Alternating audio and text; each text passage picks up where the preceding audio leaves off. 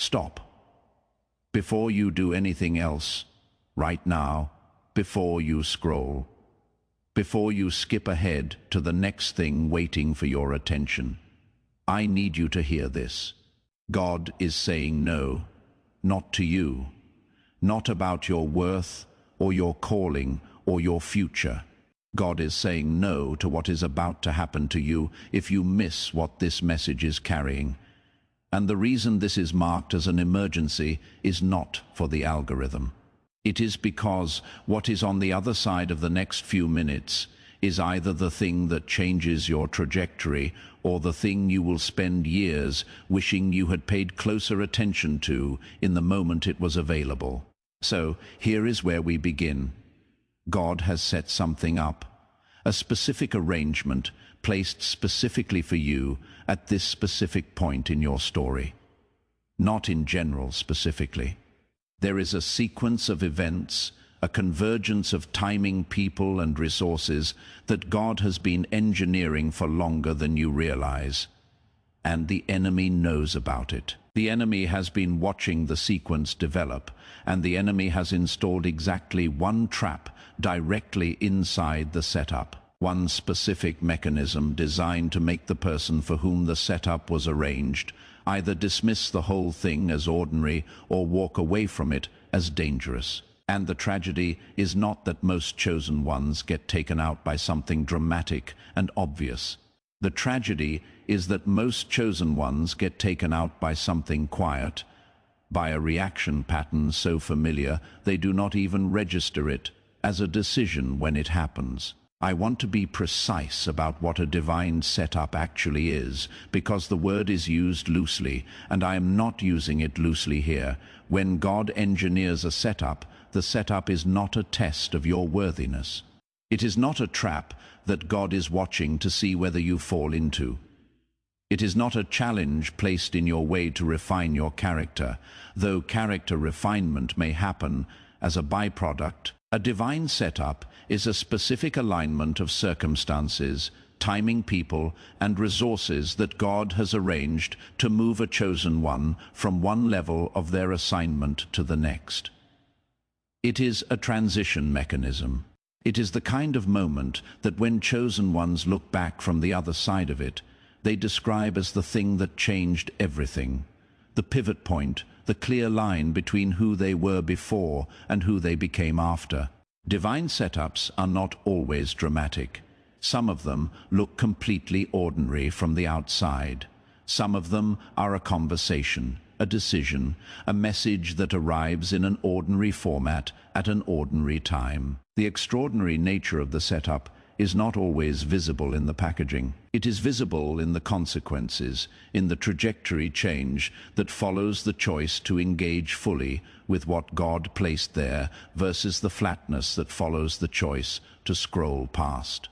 And here is what makes divine setup so significant in the larger story. A chosen one who crosses through a divine setup does not just advance their own calling. They carry an authority into their next season that they could not have accessed without the specific passage. The enemy understands this. The enemy does not just want to delay you. The enemy wants to prevent you from acquiring what only comes from crossing through the specific thing God arranged, which is why the trap is not placed around the setup. It is placed inside it where you will not see it as a trap, because you are already inside the thing God is doing. I am going to describe 5 specific forms this trap takes inside a divine setup. And I need you to listen for the one you recognize, not the most dramatic one, not the most extreme version, the one you have actually encountered, the one you have actually used, even when you thought you were being wise or careful or discerning, because the enemy does not craft one-size-fits-all traps. The enemy studies the specific person, the specific history, the specific wound that is most adjacent to what God is currently arranging. And the trap is built from material you already know, and in other contexts have every reason to trust. This mission of carrying these precise truths about divine setups and the traps inside them to the chosen ones who need to see them clearly before the moment of decision passes takes real investment to sustain. Behind every word here is prayer, preparation, and the faithful partnership of people who received something real and chose to carry it forward. If you believe I am speaking to you right now, tap the like button and let it be your first act of listening. Subscribe so you do not miss the rest of what I have to say to you, and type Amen in the comments so that your agreement is written down where you can return to it later. The first form is the familiarity dismissal. This is when a divine setup arrives in completely ordinary packaging. No thunder, no supernatural confirmation, no feeling of profound significance to mark the moment. It looks like something you have encountered before in a different context, an opportunity that does not feel remarkable, a door that opens quietly without the weight you expected, a God-arranged door to carry. And the trap is the thought pattern that says, if this were truly from God, I would feel something more significant than what I am feeling right now. So the chosen one passes through without fully engaging. They are present in body but absent in depth. The surface level of the encounter is engaged while the deeper invitation goes unrecognized, and the setup moves through without the chosen one ever understanding what was available inside it. The second form is the wound redirect. This is the most surgically precise of the five. The enemy locates the specific previous wound that is most adjacent to what God is trying to do now. Not a distant wound, the recent one. The one that still has a live edge on it. The last time something looked like this, it ended in a specific kind of disappointment that cost you something you are still in some way paying for. The last time you followed something that presented itself as a calling, it placed you in a situation that felt like exposure and abandonment. So when God arranges the present setup, the enemy does not argue against it theologically. The enemy does not suggest that you are unworthy or that God does not love you. The enemy simply redirects your attention to the evidence from the last time, and the chosen one, acting from what feels like entirely reasonable self-protection rather than fear, steps back from the edge of what God arranged. The protection reflex is real. The wound that activated it is real. The enemy simply pointed at it from exactly the right angle and at exactly the right moment. The third form is the urgency inversion. This is when God is doing something in sequence and the enemy collapses the timeline artificially. God builds a setup in layers. There is a sequence to the arrangement. There is a process of preparation that the setup requires in order to produce what it is designed to produce. And the enemy inserts into that process a manufactured urgency that says, if this were truly from God, it should be moving faster than this. So the chosen one either abandons what God arranged because it appears to have stalled, or they begin to force the timing in ways that actually break the sequence that made the setup possible. They act from urgency rather than from the pace the setup requires, and the arrangement which needed the chosen one to hold steady and move at a specific tempo cannot survive the forcing. The fourth form is the counterfeit resolution. This is the most sophisticated of the five and the one most likely to be confused with a blessing. Before the divine setup fully arrives, before the sequence completes, the enemy provides a version of what the setup was meant to produce. Not a bad version necessarily, a good enough version. A relationship that looks like the right one, but arrives before the formation required to sustain it.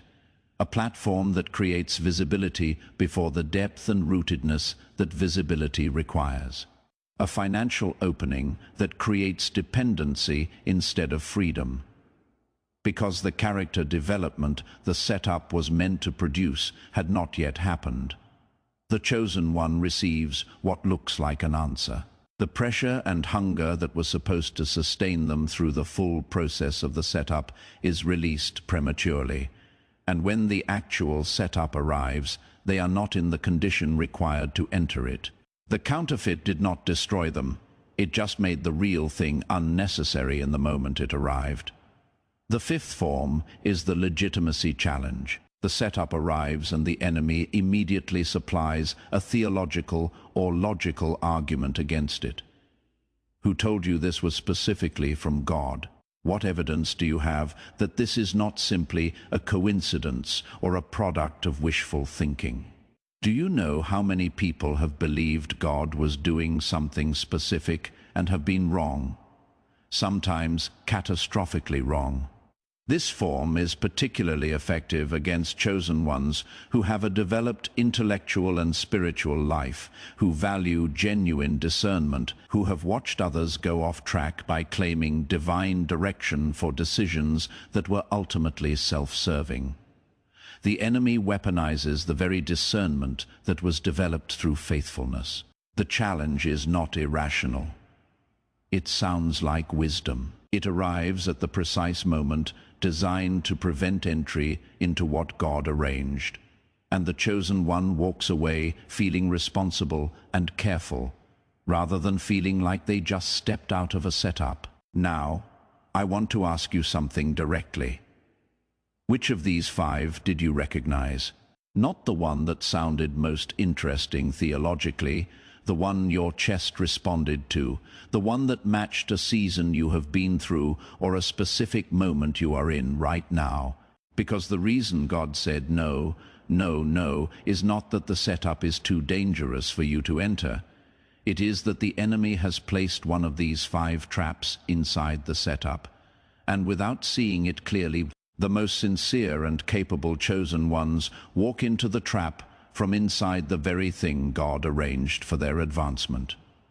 Today we are going to do something different. We are going to see it clearly before the moment of decision arrives. I want to go deeper into why the trap works.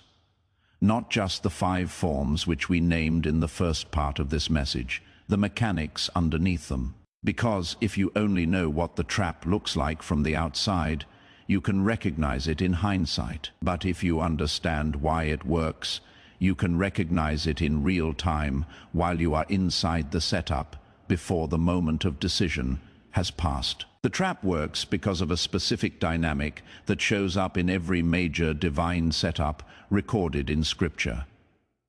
And I have studied enough of these stories in enough depth that I can tell you the pattern is not accidental.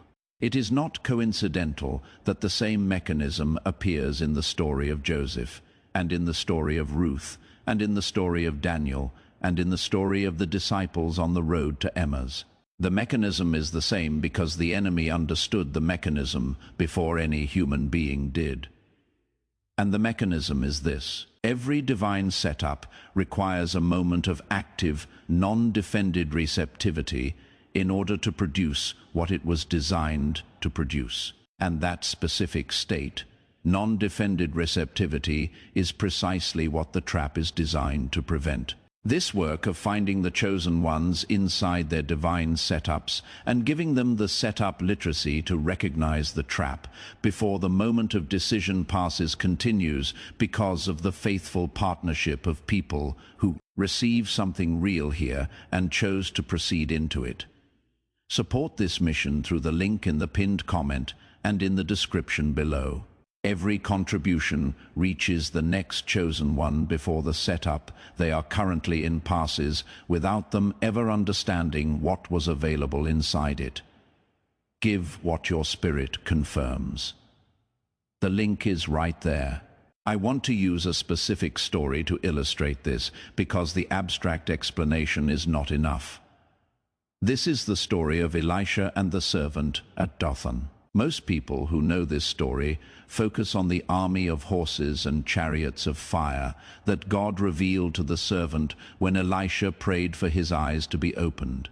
The supernatural element is compelling, and it is the part that gets repeated. But the thing that most people pass over is what was happening before Elisha prayed. The servant was already present, already awake, already looking at the same situation Elisha was looking at. The information was available to both of them at the same time. Same eyes, same morning, same location, same visible threat surrounding the city. The difference was not information. The difference was receptivity. Elisha was in a state that allowed him to see what was actually present. The servant was in a state of fear, contracted perception, which narrowed his field to the visible threat and blocked access to the larger reality that was also present in the same space. God did not create a new reality for the servant when Elisha prayed. God opened access for the servant to a reality that was already there. The setup had been in place the entire time. The servant simply was not in the condition required to receive it. I want you to sit with that for a moment before we move on. The setup was not created when Elisha prayed. The chariots were already there. The angelic presence was already in position. The provision that the servant needed in order to not be destroyed by fear was present in the same location where the fear was operating. The prayer did not produce the resource. The prayer opened the receiver, and the moment the receiver opened, the resource that had been present and inaccessible became present and available. This is the model for what happens inside a divine setup. The arrangement is not waiting for your worthiness to activate it. It is waiting for your receptivity to receive it. This is the dynamic inside every divine setup. The arrangement is in place. The resources, the timing, the people, the provision are present in the same space where you are present. The difference between the chosen one who crosses through the setup and the one who passes through without ever understanding what was available is not the presence or absence of the arrangement. It is the presence or absence of the interior condition required to receive what the arrangement contains. And now I want to name something that most of this conversation avoids, because it feels uncomfortable to say directly. The reason most chosen ones are not in that interior condition when the divine setup arrives is not a spiritual failure.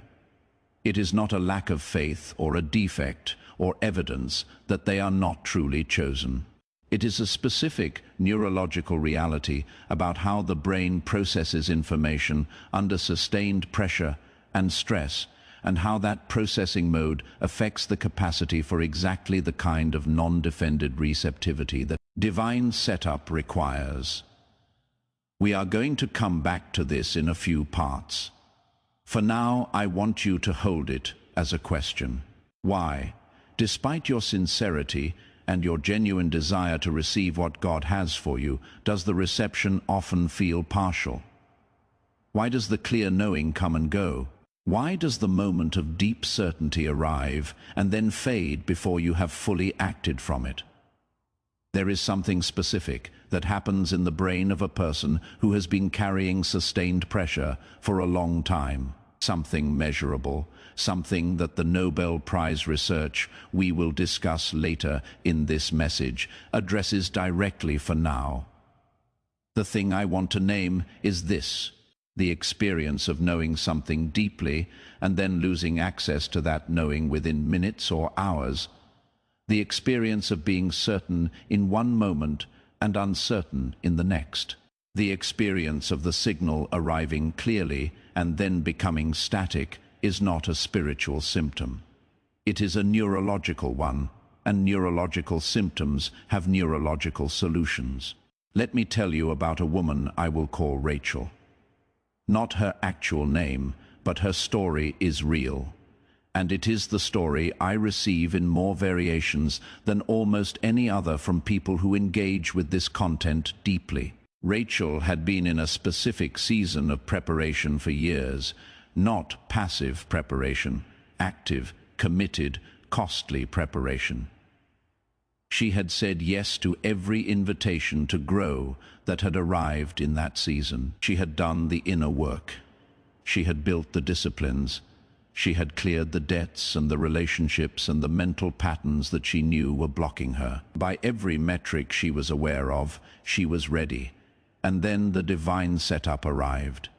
It did not look the way she had imagined it. It arrived as a specific invitation to step into a space that was adjacent to her calling, but not exactly her calling, as she had been holding it. It arrived with an unusual messenger, someone she would not have expected God to use based on her existing understanding of how God had been working in her life. It arrived quietly, without confirmation from the people she had been asking for confirmation. And Rachel, who was sincere and prepared and genuinely chosen, did 2 of the 5 things we named in the first part of this message. She applied the familiarity dismissal because the packaging was unfamiliar, and then she applied the legitimacy challenge because she could not get confirmation from the sources she had been consulting. The setup passed, not gone permanently. God does not abandon setups, but the sequence that was arranged moved into a different configuration. The specific convergence of timing and people and resources that was present in that window was no longer present in the same way 6 months later, and what Rachel described when she finally understood what had been available was not regret in the dramatic sense. It was a quiet, specific grief for the particular version of the thing that had been arranged for that moment, that was no longer available in that exact form. She also described something that I want to name directly, because I have heard it in enough variations to know it is not unique to her.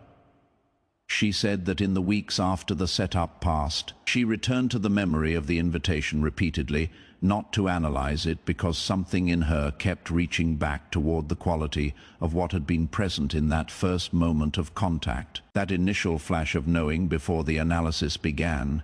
It was as if the deeper part of her understood what the analytical part had dismissed, and was not willing to fully accept that dismissal as final. That reaching back is significant. It is the signal trying to be heard after the moment for acting on it has passed. It is the receiver trying to stay open past the point where the transmission was available. She told me she knew in the first 10 minutes that something was significant about the invitation. There was a knowing that was present below the level of her analytical evaluation.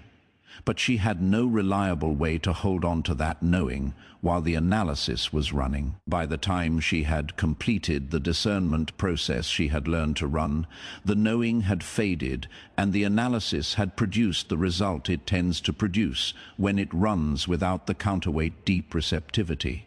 It said, "Not enough evidence." Wait, let me say something about that specific experience. The knowing that arrives in the first moments of a divine setup and then fades during analysis is not random. It is not the unreliable intuition that wisdom traditions warn against. It is the most accurate signal available in the moment it arrives. What makes it fade is not the quality of the signal. It is the specific neurological condition of the receiver, when the brain is operating in the partial capacity that sustained pressure and stress produces over time. The capacity to hold open awareness, to sustain a signal without immediately resolving it into the categories of the analytical mind, is dramatically reduced. The signal arrives. The analytical system immediately begins processing it, and in the processing the depth of the signal is lost while the surface information remains. You remember that something felt significant. You cannot access what the significance was pointing toward, and the setup that required you to move from the depth of the knowing passes while you are working with the memory of it. We are now at the heart of this message, and I want to pause here and say something directly. This ministry was built to find the chosen ones at the exact moment when the arrangement God engineered for their advancement is in front of them, and to give them the clarity they need to enter it fully rather than pass through it partially, and it continues because of the partnership of people who receive something real here and chose to be part of what carries it forward. If today this message has been reaching the places it was always sent for, support this mission through the link in the pinned comment. Give what your spirit confirms. The link is right there. So now we have named the problem with the precision it requires. We have named the 5 forms the trap takes. We have named the dynamic of non-defended receptivity and why it is both necessary for a divine setup to deliver what it contains and precisely what the trap is designed to prevent. We have looked at the story of Elisha and the servant at Dothan. We have followed Rachel through the setup that passed and the specific grief of understanding in retrospect what was available. And now I want to give you something that changes the experience from this moment forward. Not eventually, starting in the next few minutes of this message. There are 3 specific practices that build what I am going to call setup literacy. The ability to recognize a divine setup while you are inside it, rather than only in hindsight. These are not abstract spiritual principles. They are practical, specific, repeatable actions that address each of the 3 primary failure modes we have identified. I am going to describe each one carefully, and then we are going to do one of them together in this message before we close. The first practice is the stillness interrupt. This addresses the familiarity dismissal and the legitimacy challenge, the 1st and 5th forms of the trap.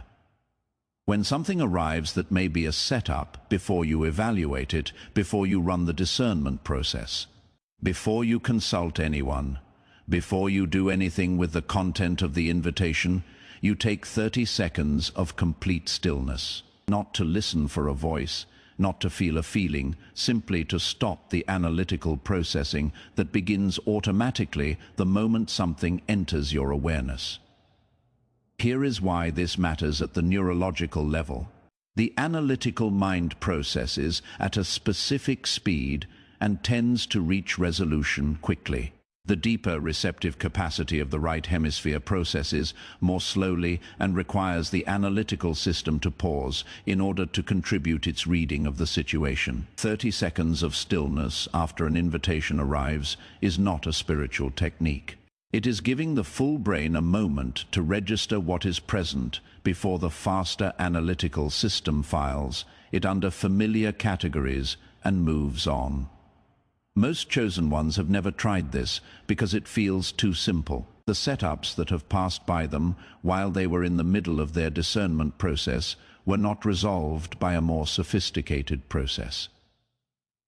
They were resolved by 30 seconds. They did not give themselves.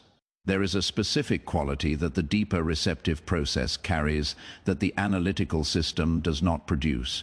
And that quality is available in the stillness that follows the arrival of an invitation before the analysis takes over. It feels like a particular kind of spaciousness, like the question is held open rather than immediately pressed toward resolution. Some people describe it as a warmth. Some describe it as a weight in the chest that is not uncomfortable. Some describe it simply as knowing without knowing why they know. Whatever the description, it is the reading that the full brain produces when both hemispheres are given a moment to register what arrived together, before the left hemisphere begins the processing sequence that tends to narrow the field down to what is already known and categorized.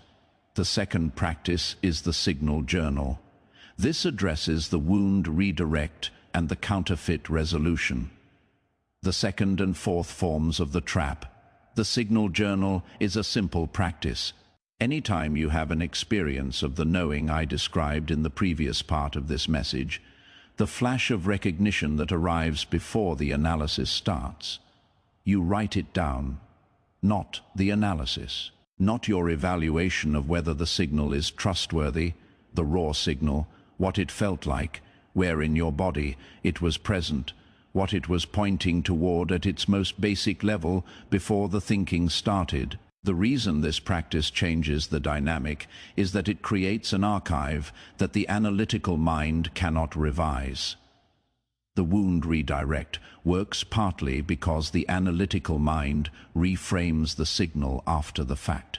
Before the final practices of this message, one more invitation. You have stayed through every form of the trap, named through the Elisha and servant at Dothan story, through Rachel's that passed, through the neurological truth about why receptivity fails under sustained pressure. This ministry will keep delivering this kind of precise divine intelligence to the chosen ones who are inside their setups and need to see clearly before the window closes. The text discusses the importance of developing trust in one's own intuitive signals through practices like maintaining a signal journal which tracks initial responses before analytical interference occurs. This journal serves as an evidence base that helps individuals recognize patterns over time, restoring confidence in their inner knowing that has often been undermined by past analytical evaluations.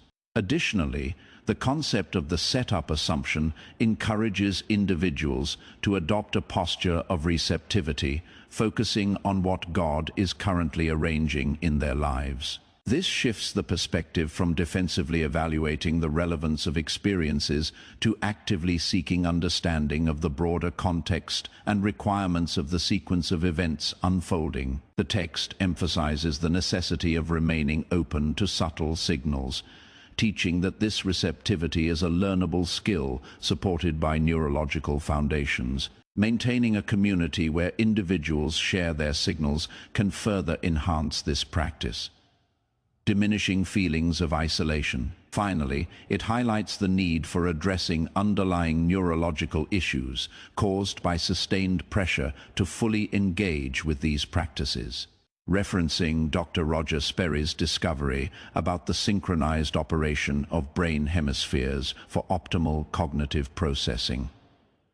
When synchronization in the brain is disrupted due to ongoing pressure and stress, the left hemisphere dominates while the right hemisphere quiets, diminishing whole brain awareness without affecting intellectual capacity or commitment. The analytical system remains functional, but receptive capacity suffers, impacting the ability for deep understanding and insight. Most children exhibit whole brain synchronization naturally, but by adulthood, only a fraction maintain this level. This decline is attributed not to choice, but to modern life's pressures. The resulting gap causes individuals, especially those with significant callings, to operate below their full neurological potential. Experiences shared by individuals reveal that they feel blocked despite various practices. A team of neuroscientists led by Dr. Daniel Barron developed an 8-minute auditory sequence called the Genius Switch, designed to restore hemisphere synchronization. Unlike other sound-based tools, it directly addresses the root issue of disconnection. This method targets those who have sought deeper connection and understanding, eliminating the fog caused by reduced brain function. Dr. Barron's work is distinct. Other similar products lack the necessary neural technology. Detailed information about the Genius Switch and access options is transparently available through the link provided. Clinical-grade home neurofeedback hardware typically costs between $5,000 and $7,000. Excluding software, Dr. Barron and his team aim to create an affordable solution, resulting in a product valued by neuroscience colleagues at $500.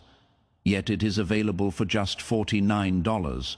Currently, there is an additional discount, reducing the price to $39. The offer includes an unconditional guarantee, allowing users to experience an 8-minute sequence anytime. If the improvements seen by 18,000 prior users aren't felt, users can request a full refund with no conditions. 4 bonuses are guided visualization from a top Calm platform teacher, a grocery guide for brain health, a foundational text on contemporary practices, and a daily habits guide for sustaining brain synchronization. If you resonate with the described experiences of cognitive struggles, this tool isn't just supplementary, it restores necessary capacities. The message emphasizes that divine setups are not fleeting. Their recognition requires a restored ability to perceive and act upon them, making it essential for lasting clarity. The neurological foundation is what truly sustains moments of clarity, urging a simple daily practice at a low cost. The message emphasizes fixing mechanisms to enhance effectiveness in recognizing divine signals. It reassures that ongoing preparation is purposeful, leading to significant outcomes rather than a stagnant holding pattern. God's arrangements are genuine, and this message aims to provide the understanding needed to transition from contemplation to action. A moment of stillness is encouraged to process these insights, affirming the presence of a consistent signal that has been interrupted by previous barriers. The encouragement is to overcome various traps that hinder progress, reaffirming that God's setup is alive and not reliant on perfect certainty for engagement. Listeners are urged to recognize their worthiness and the reality of their situation as the tools for transition have been given. The final challenge of legitimacy is addressed, emphasizing that the applies to everyone, dispelling doubts of being unworthy. Participants are encouraged to witness and articulate their experiences, fostering community specificity that diminishes the trap's grip.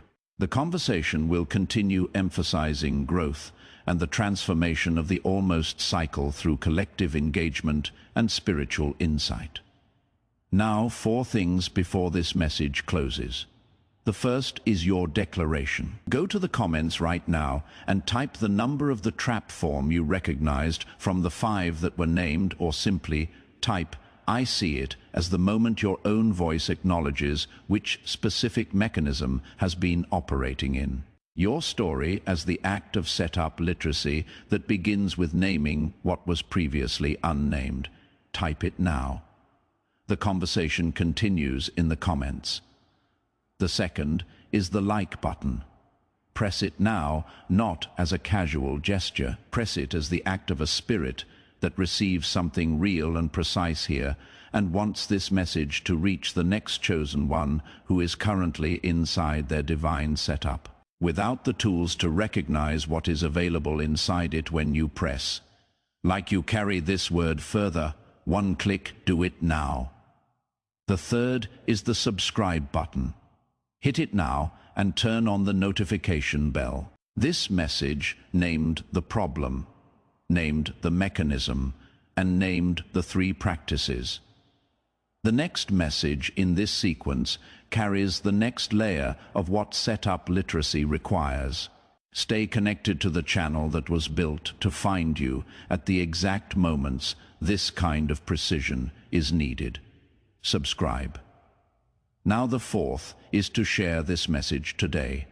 There is a chosen one in your world who is also inside a divine setup, right now applying one of the 5 trap forms without knowing it is a trap, who also has the arrangement in front of them and cannot see because of the specific contraction that sustained pressure produces. Send this to them. Post it. Be the means by which setup literacy reaches the next chosen one before their window closes. The setup is not gone. The arrangement is still in place, and now you have the tools to enter it, and so it is. Do not let this sacred moment of destiny pass you by. Your breakthrough is waiting. If you desire to deepen your connection, join Archangel Michael's inner circle immediately through the exclusive link in the pinned comment, whether by buying a coffee, making a donation, or becoming a member of our community. This is how you guarantee you never miss the direct, personalized messages that are specifically meant to elevate and empower your life. But your presence, attention, and energy already mean the world. Take the step. Your abundance awaits.